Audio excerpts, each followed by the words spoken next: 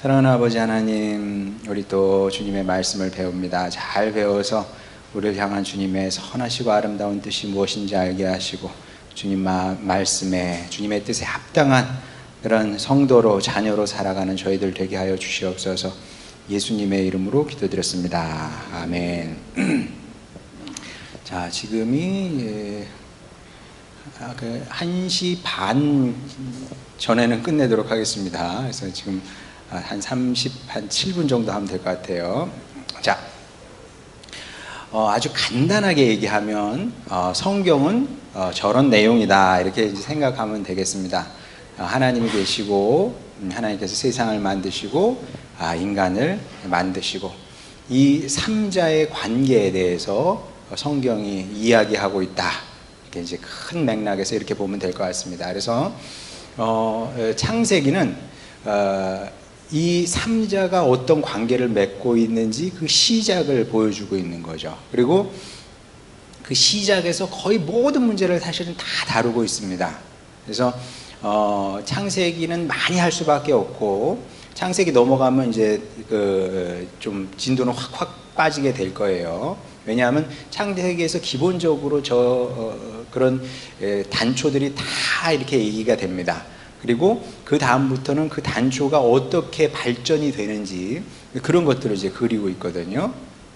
자, 그러면 성경이 그리고 있는 이제 하나님은 어떤 분이냐, 특히 창세기가 어떤 하나님을 우리에게 소개시켜주고 있느냐, 이게 굉장히 중요한 문제인데, 일단 하나님께서 세상을 만드시고 그리고 마지막 날에 6째 날에 이제 인간을 창조하시게 되는데, 이 순서에도 의미가 있는 겁니다. 왜냐하면 왜 인간이 마지막 날 창조될 수밖에 없냐 하면은 이게 신혼집을 생각하면 이해가 쉬운데, 젊은 남자가 사랑해서 이제 결혼을 하잖아요.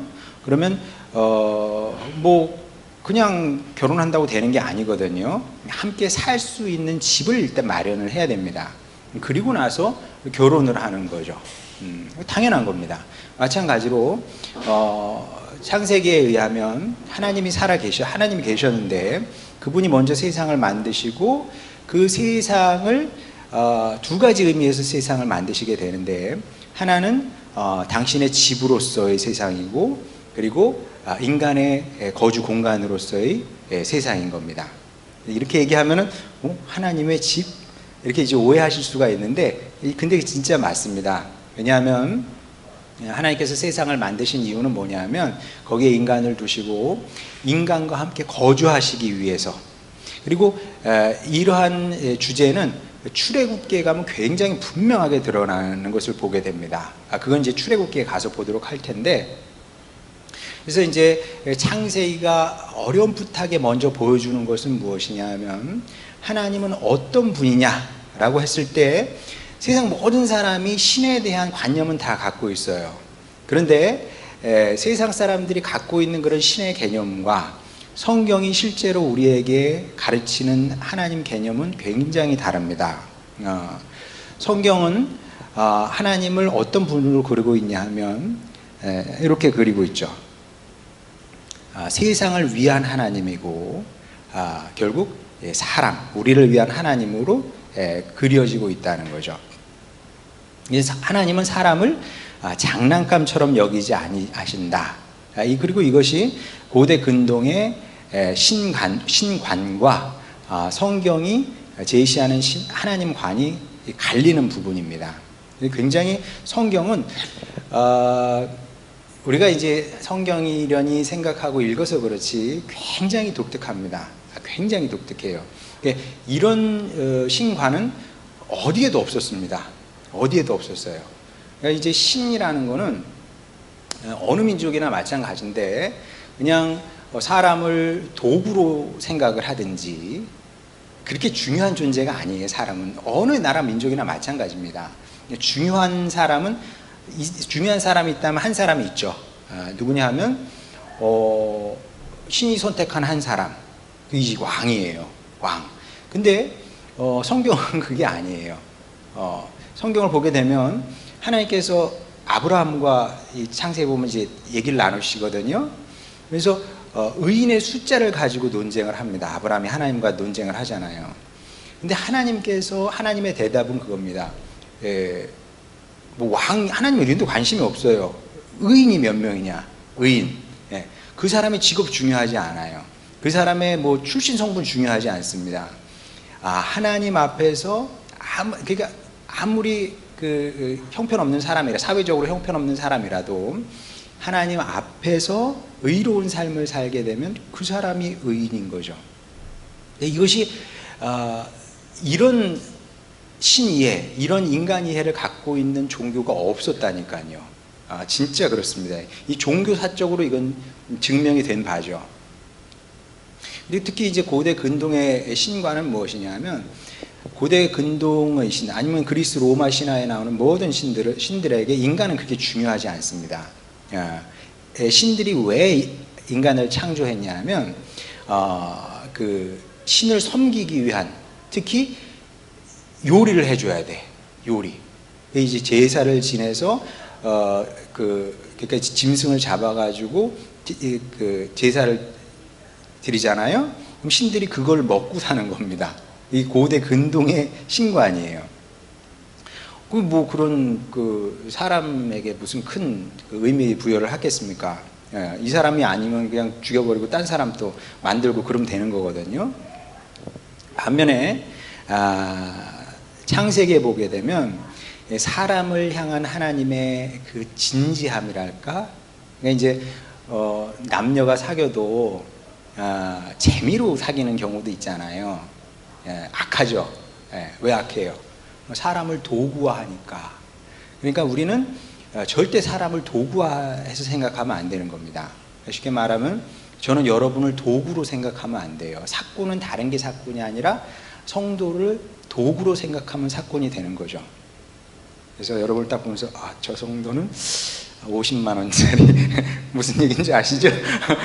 저 성도는 100만 원짜리 이거 도구로 생각하면 안 되는 거죠. 왜냐하면 하나님께서 그렇게 하시지 않았기 때문에. 그래서 이제 그 인간을 향한 하나님의 하나님 사랑의 진지함이 처음 나오는 말씀이 창세기 3장 21절인데, 이게 이제 아담과 하와가 타락한 후에 하나님께서 하신 행동이거든요. 여호와 하나님이 아담과 그의 아내를 위하여 가죽옷을 지어 입히시니라. 자, 이것도 사실 창세기를 그 당시 고대 근동 사람들이 읽은지 안 읽은지 모르지만 이것도 충격적인 겁니다. 왜냐하면 이 행위를, 그러니까 이제 아담과 하와의 타락 행위를 요즘식으로 평가하면 이제 외도라고 할 수 있거든요. 결혼했는데 바로 그 외도를 해버렸어. 다른 남자, 다른 여자 만나서 가버렸어. 자, 그러면은 네가 날 버려? 나도 너를 버려. 이래 정상인 거예요. 특히 신은 아쉬울 게 없잖아요. 내가 신인데 뭐가 아쉬울 게 있겠습니까? 너 따위는 버려버려. 이래야 정상이거든요. 그런데 하나님은 보시다시피 이렇게 타락한 아담과 하와를 위해서 가죽옷을 지어 입히셨다. 이건 굉장히 놀라운 얘기죠. 어찌됐든 간에 이미 창세기 초반에 성경 가장 앞부분에 하나님께 사람이 얼마나 특별한 존재인지 이렇게 이 선언인 거죠. 말하자면 선언. 그러니까 이제 성경은 하나님의 사랑을 말로 설명하지 않아요. 말로 설명하지 않습니다. 행동으로 보여주는 거죠. 근데 그게 진짜 사랑이기도 해요. 여러분, 우리 부모님 세대의 사랑과 요즘 부모들의 세대의 사랑 차이가 뭔지 여러분 아시죠? 우리 부모님 세대는 자식한테 사랑한다는 말 하지 않았어요. 저희 부모님께 제가 사랑한다는 얘기를 들어본 적이 없어요. 모르겠네. 여러분의 부모님은 어떤지 모르겠는데. 근데 저는 우리 삼남매한테 사랑한다고 그러고요. 지금 뭐 딸들한테도 해요. 우리 딸 사랑한다. 제가 그러거든요. 그러면서 제가 알아요. 네 사랑이 너희 엄마 사랑만 하냐? 못하거든. 못해. 그 삶으로 보여줘야 되는데 그 삶의 퀄리티 차이가 굉장히 큰 거죠. 하나님도 마찬가지로 아담과 하와를 향해서 내가 너를 사랑한다고 말씀하시지는 않았는데, 근데 행동으로 보여주시는 거죠. 예. 이 사람들이 누구예요? 범죄하니까 숨어버리거든, 하나님을. 예. 숨을 수밖에. 네. 근데 그런 아담과 하와를 위해서 가죽옷을 지어 입히시는 분이 하나님이다.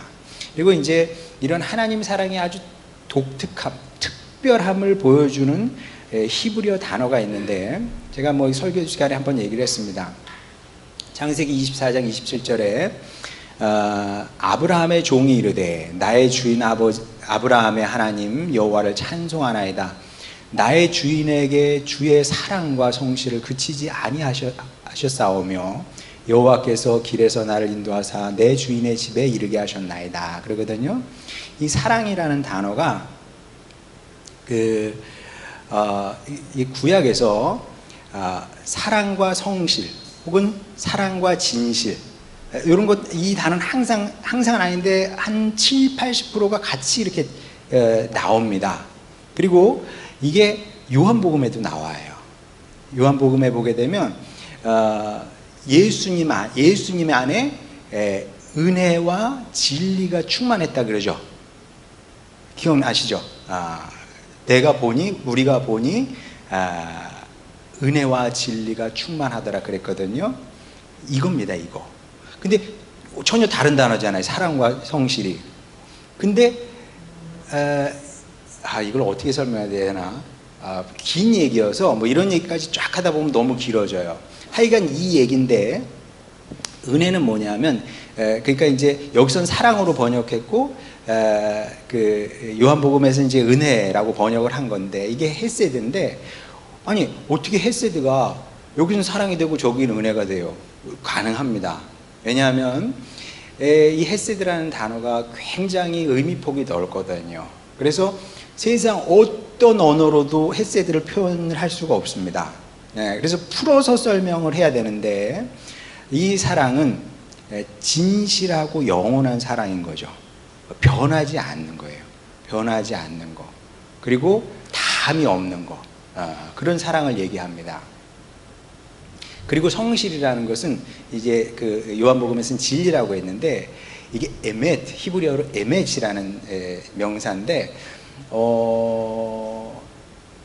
이게 이제 말하자면 뭐 영어로 굳이 번역을 하자면 faithfulness예요.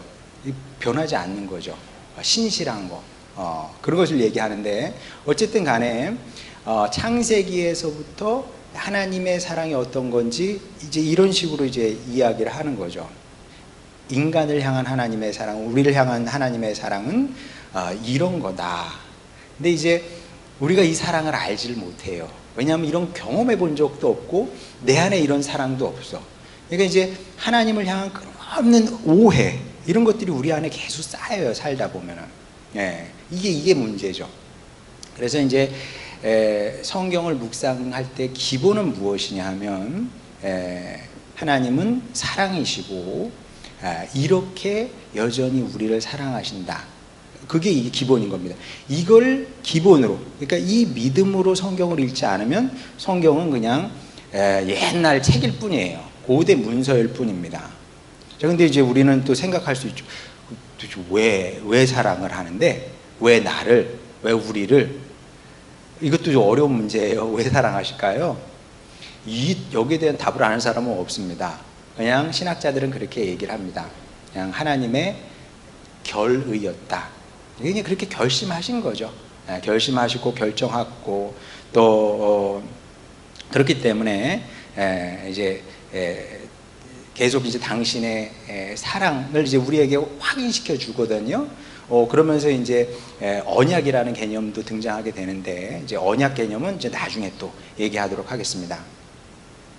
자, 그래서 창세기는 인간을 굉장히 특별한 존재로 그리고 있는 것을 보게 됩니다. 인간이 누구냐라고 물어보면 성경은 아주 특별한 존재다, 이렇게 말씀을 한다는 거죠. 자, 근데 이제 이것도 알아야 돼. 이거 반드시 알아야 되죠. 왜냐하면 내가 누구냐, 이 질문에 대한 답을 누구나 갖고 삽니다. 진짜요. 내가 누구냐라는 질문을 하지 않아도 내가 누군지 알고 살아요, 사람들은. 그리고 거기에 대한 이론적인 근거를 제공하는 많은 거대 이론이 있다 그랬어요. 그랜드 티어리 제가 얘기했죠. 거대 이론이 있습니다. 진화론도 거대 이론이라고 그랬어요. 진화론에서는 사람을 어떻게 볼까요? 진화론에서는 이제 과학의 세계에서는 사람을 물질 그 이상도 이하도 아니라고 얘기를 합니다. 당연하죠. 우연히 어떻게 세상이 있었고, 우주가 우연히 생겼고, 그 우주 안에 지구가 우연히 생긴 거고, 거기서 우연히 어떤 단세포 생명체가 만들어졌고, 그것이 진화의 진화를 거듭하면서 인간이 됐다는 얘기거든요. 그래서 인간은 과학자들이 볼 때, 무신론적 과학자들이 볼 때는 그냥 물질인 겁니다. 자, 그래서 인생의 의미를 논하기도 굉장히 어려워요. 과학자들이 그렇게 얘기를 합니다. 과학적으로 인생은 의미가 없다. 무슨 의미가 있겠어요. 그리고 심지어 어떤 과학자는 의미가 꼭 있어야 되냐, 뭐 이런 얘기까지 합니다. 게다가 진화론을 우리가 받아들이게 되면 인류의 그 운명, 미래도 밝게 생각할 수가 없습니다. 굉장히 암울하죠. 왜냐하면 우주도 지금 진화하고 있는 거 아닙니까? 그럼 우주의 진화는 계속 둘 중에 하나예요. 과학적으로 보면 둘 중에 하나입니다. 하나는 계속 팽창하다 그냥 다 먼지로 사라지든지, 아니면은 쪼그라들든지, 팽창을 멈추고 다시 쪼그라들어서 원래의 상태로 가버리게 되든지. 물론 이제 뭐 굉장히 오랜 시간이 걸리겠습니다만은 우주의 운명은 과학자들은 그 둘 중에 하나가 될 거라고 얘기합니다. 그 전에 태양이 계속 이 상태로 있는 게 아니거든요. 어느 순간 적색 외성이 될 겁니다. 점점 커지게 되죠. 점점 커지게 되면 여기서 10%만 더 커져도 지구의 생명체가 못 살죠. 못 삽니다. 10%만 더 커져도. 그래서 점점 커져가지고 태양계를 삼켜버리게 될 텐데, 그러면 물론 그것도 아주 오랜 시간이 필요할 겁니다. 그 전에 우리가 열심히 과학 문명을 발전시켜서 우주에 더 괜찮은 생존 가능한 지역을 찾을 수 있겠죠. 근데 그걸로 이사를 간다고 해도 그래도 결국은 그냥 끝나는 겁니다. 왜? 우주가 영원할 수는 없으니까, 과학적으로 보게 되면. 자, 그래서 뭐 이 시나리오가 됐든 저 시나리오가 됐든 다른 시나리오가 됐든 간에 인류의 미래가 밝다고 할 수는 없다. 그러니까 인류의 미래, 세상의 미래가 밝지 않은 거죠. 반면에 성경이 말씀하고 있는 우리 또 세상의 정체성과 미래는 밝을 뿐만 아니라 아름답기까지 하다는 겁니다. 자, 뭐라고 우리를 얘기하고 있냐? 자, 하나님의 단초는 얘기했어요. 하나님은 어떤 분이냐? 하나님은 사랑이다 얘기했고, 그러면 그 하나님께서 우리를 만드셨는데 우리는 어떤 존재냐? 창세기 1장 27절에 의하면 하나님이 자기 형상 곧 하나님의 형상대로 사람을 창조하시되 남자와 여자를 창조하시고, 이렇게 말씀하시죠.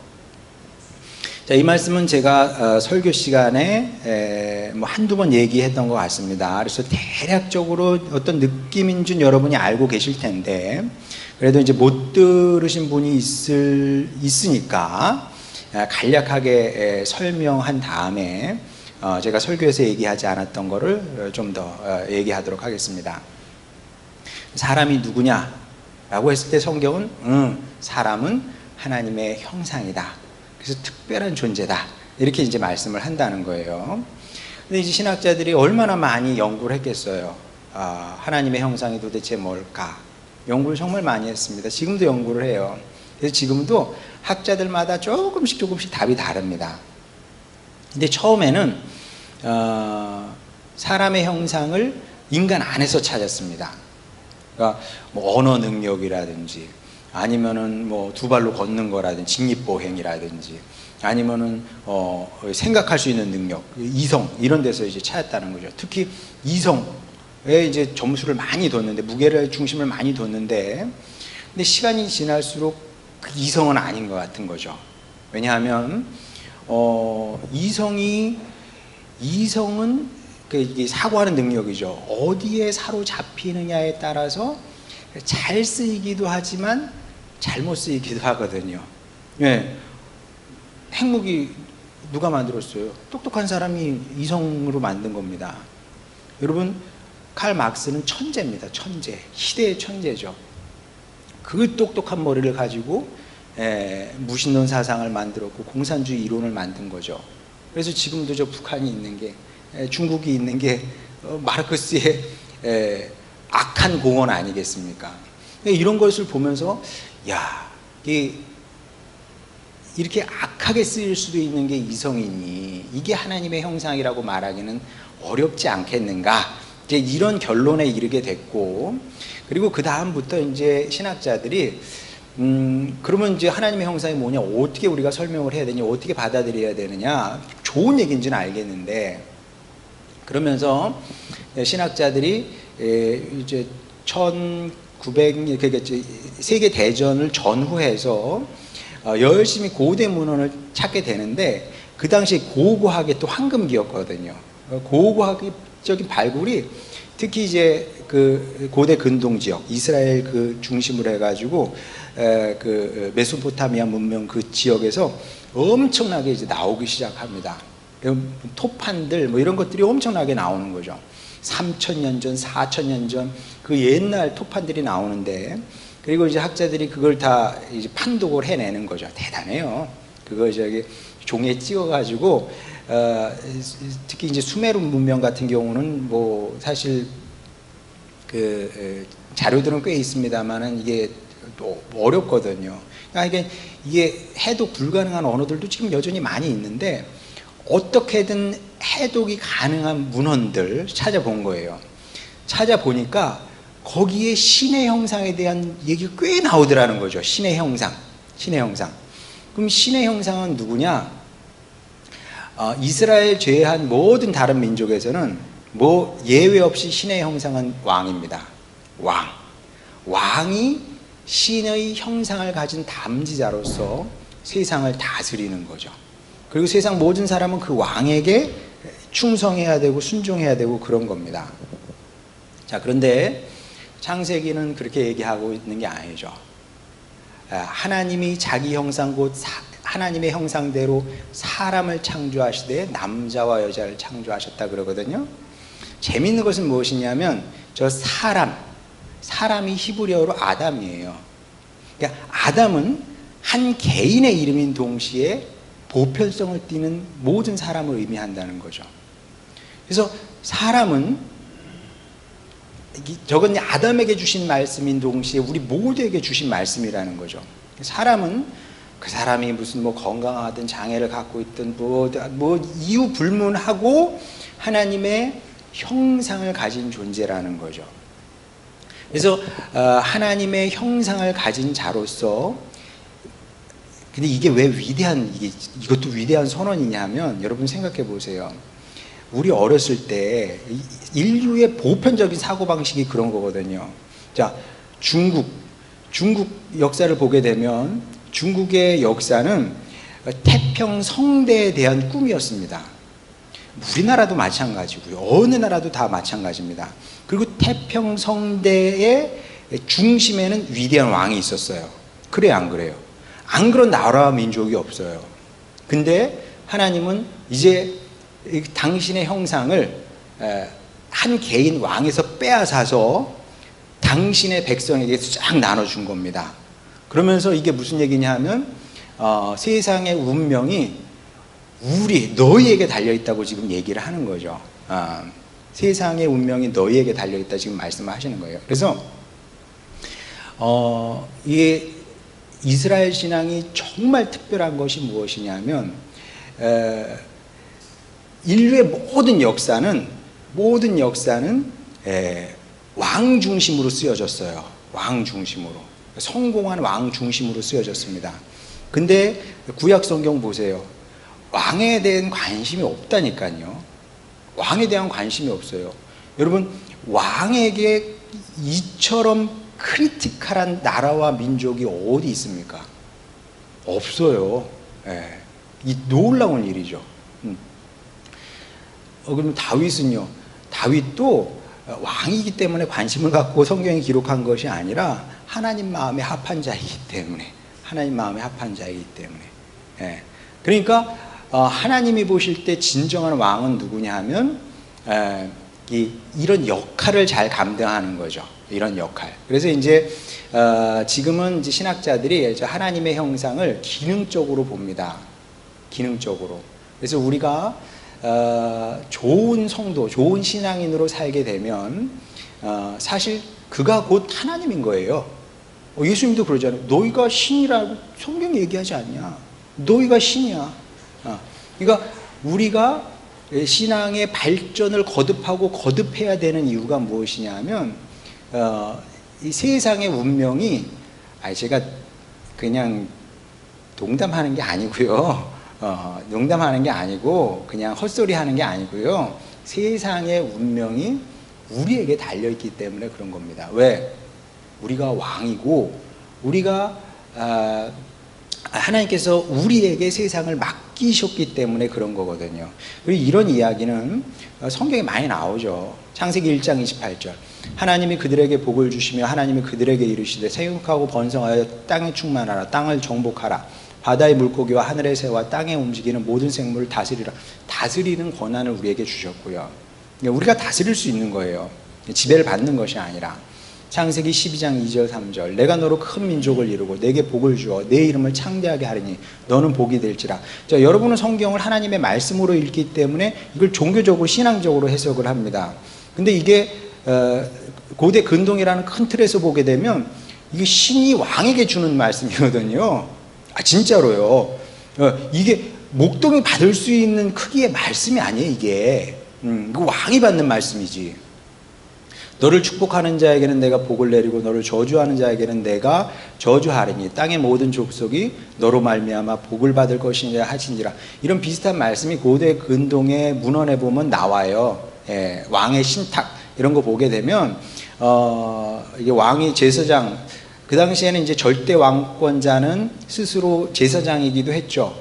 스스로 신으로부터 내가 이런 말을 받았다 하고 백성에게 말을 하잖아요. 이런 말 하는 겁니다. 나를 축복하는 자에게, 신이 그랬어. 나를 축복하는 자에게 복을 내리고 나를 저주하는 자에게 저주한다 그랬고 땅의 모든 민족이 나로 말미암아 복을 얻을 거라 그랬어. 잘해. 왕이 그랬거든요. 일개 목동이 이런 말씀을 받은 겁니다. 그건 우리에게 주신 말씀이기도 하고요. 또 마태복음 18장 18절. 진실로 너희에게 이르노니 무엇이든지 너희가 땅에서 매면 하늘에서도 매일 것이요 무엇이든지 땅에서 풀면 하늘에서도 풀리리라.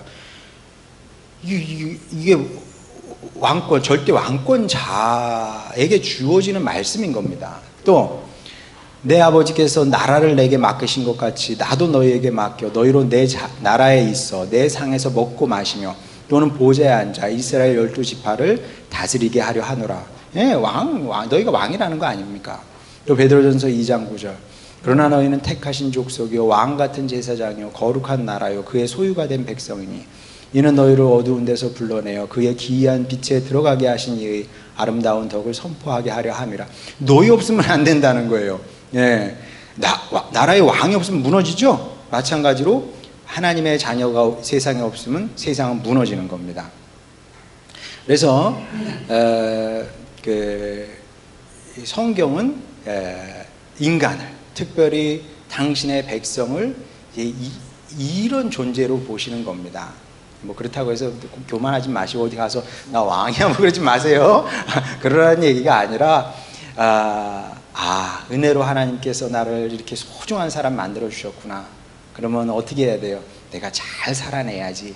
내가 잘 살아서 주님의 뜻을 이루고, 또 이게 과정이 아니라 진짜 내가 살면 나라와 민족이 산다, 이런 의식을 가지고 우리가 신앙생활을 해야 된다는 거죠.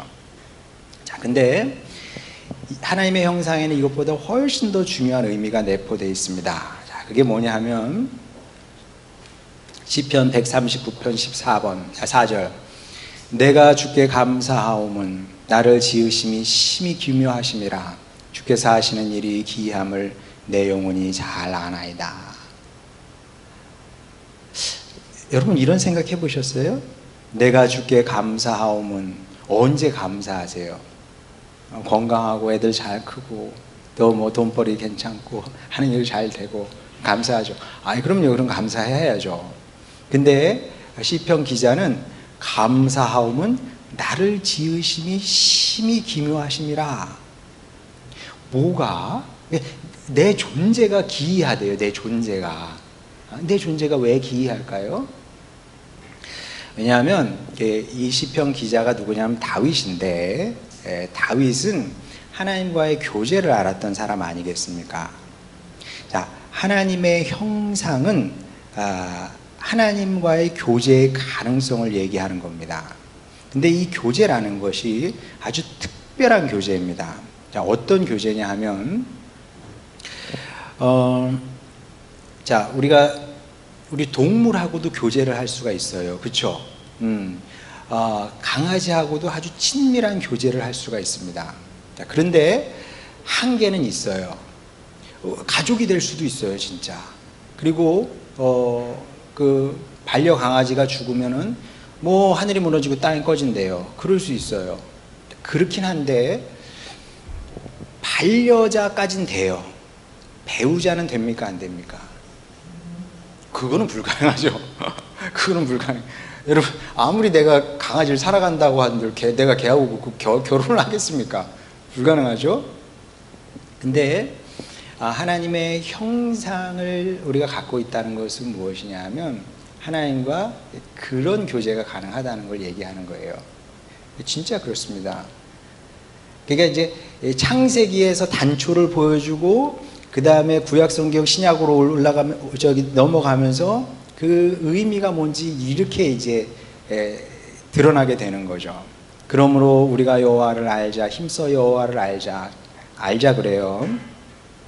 여기서 중요한 것은 이제 안다는 동사인데, 이 동사가 왜 중요하냐면 이게 야다예요. 아마 여러분도 뭐 신앙서적 읽으면서 뭐 배운 적이 있을 겁니다만은, 이 야다라는 동사가 왜 중요하냐면 히브리어의 야다는 그냥 아는 것도 아는 거긴 합니다만은 관계적인 맥락에서 쓰일 경우에는 이 알미 그런 겁니다. 그러니까 이제 신랑 신부 합방라고 하면 거기에 대한 히브리어 동사는 따로 없어요. 뭐냐면 야다예요. 내가 어제 아내와 결혼해서 내 아내를 알았어. 이 얘기는 무슨 얘기냐 하면 신방 신부 합방을 했다는 겁니다. 그래서 하나님, 구약이 말하는 우리가 하나님이 우리를 알고 우리가 하나님을 안다는 것은 그 전제는 뭐냐면 우리가 하나님의 형상을 입고 있다는 거예요. 그러니까 어떻게 생각해 보면 왜 우리가 강아지를 아무리 사랑해도 강아지하고 결혼할 수 없는 거냐 하면 종이 다르기 때문에 그런 겁니다. 종이 달라서. 하나님의 형상을 우리가 입고 있다는 것은 무엇이냐면 굉장히 조심스러운 얘기긴 한데 이건 아니야 뭐 이럴 수도 있는데, 의미상으로 보게 되면 하나님께서 같은 종으로 우리를 만드셨다고 할 수도 있는 거죠. 그러니까 그 깊은 알미 가능한 유일한 존재인 겁니다. 자, 만물은 하나님을 찬양하고 있어요. 하늘도 땅도 자연도 동물도 다 하나님을 찬양합니다. 그 정도의 교제는 가능해요. 그러나 정말 부부의 부부가 서로를 아는 것과 같은 그런 깊은 교제의 단계까지 나갈 수 있는 유일한 피조물이 바로 인간이다. 그래서 다윗이 주님께서 나를 지으심이 기묘하고 신묘막측하다고 이렇게 노래할 수밖에 없었던 거죠. 그래서 이제 구약으로 이제 창세기에서 점점 넘어가다 보면 이게 점점 이렇게 분위기가 상승하는 것을 보게 됩니다. 그래서 그게 이런 뜻이구나. 호세아에 오게 되면 하나님의 형상을 입었다는 게 이런 거구나. 하나님이 우리를 사랑하셨다는 게 이런 거구나. 이제 점점 더 극적으로 알게 되는 거죠. 호세아서는 비유로 읽어도 됩니다만은 이거는 사실이에요. 사실. 호세아가 고멜을 취해서 아내로 삼는 것처럼 하나님께서 이스라엘 백성을, 우리를 당신의 배우자로, 신부로 생각을 하신 거죠. 그리고 이제 아가서도 마찬가지고, 아가서는 비유의 말씀입니다만 사실의 언어로 읽어도 전혀 틀리지 않습니다. 솔로몬과 수라미 여인이 사랑하는 것처럼, 그렇게 거기 보면은 사실 우리말이 굉장히 순화해서 번역을 해서 그렇지 굉장히 뭐라 그러나 이게 빨간 책이거든요. 아가서는 있는 그대로 읽으면은 뭐 유방이 나오고 막 그래요. 그리고 뭐 침실로 가자, 우리 서로 이 밤에 사랑을 나누자 그러거든요. 하나님과 우리의 관계가 그렇다는 거고, 하나님께서 그렇게 결정을 하시고 결심을 하시고 우리를 선택을 하신 것이고, 또 이런 말씀을 이제 고린도후서를 보게 되면 11장 2절, 그러니까 다 이런 전통에서 나온 겁니다. 이런 말씀이, 내가 하나님의 열심으로 너희를 위하여 열심을 내노니 내가 너희를 정결한 처녀로 한 남편인 그리스도께 드리려고 중매함이라. 우리는 그리스도의 신부인 거죠. 또 요한계시록 19장 7절 8절, 우리가 즐거워하고 크게 기뻐하며 그에게 영광을 돌리세. 어린 양의 혼인 기약이 이르렀고 그의 아내가 자신을 준비하였으므로 그에게 빛나고 깨끗한 세마포 옷을 입도록 허락하셨으니 이 세마포 옷은 성도의 옳은 행실이더라 하더라.